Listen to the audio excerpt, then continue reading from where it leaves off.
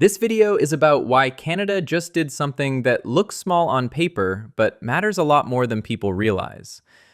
Last week, Canada's Prime Minister Mark Carney went to Beijing and came back with a new trade framework with China, covering electric vehicles, agriculture, energy, and clean tech supply chains. On its own, that sounds boring, routine, another trade trip. It isn't. What this actually shows is Canada quietly adjusting to a world where the US is no longer the most reliable economic partner, and where China is willing to pay for stability when Washington is offering volatility. This isn't about Canada choosing China, it's about Canada avoiding getting crushed in the middle. Here's the basic problem. The US has made tariffs its default tool. Threats come first, details come later. And for countries that sit inside American supply chains, that creates risk they don't control. Canada feels that risk immediately because its economy is wired straight into the US system. China doesn't offer friendship, it offers volume. So when Carney went to Beijing, he wasn't selling out an alliance.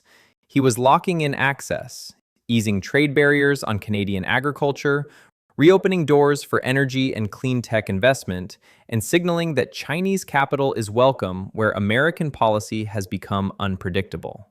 That matters because supply chains don't care about speeches, they care about consistency. Canada has nickel, lithium, uranium, energy, food, the boring inputs modern economies actually run on.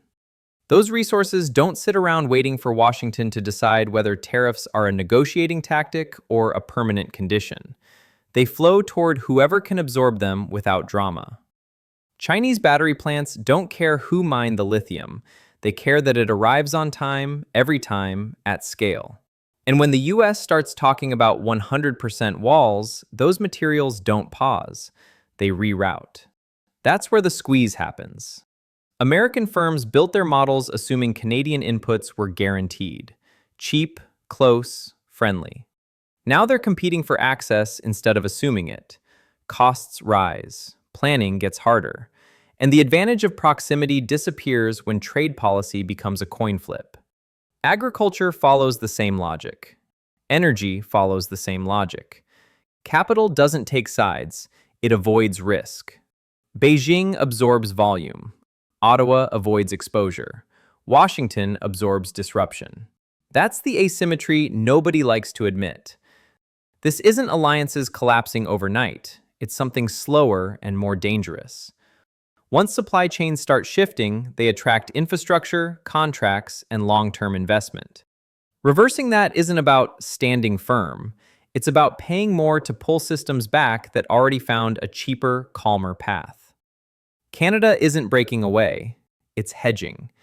And every time volatility becomes US policy, that hedge gets deeper. Not because of ideology, but because the system rewards whoever offers predictability. No announcement will say that out loud, but the flows already are.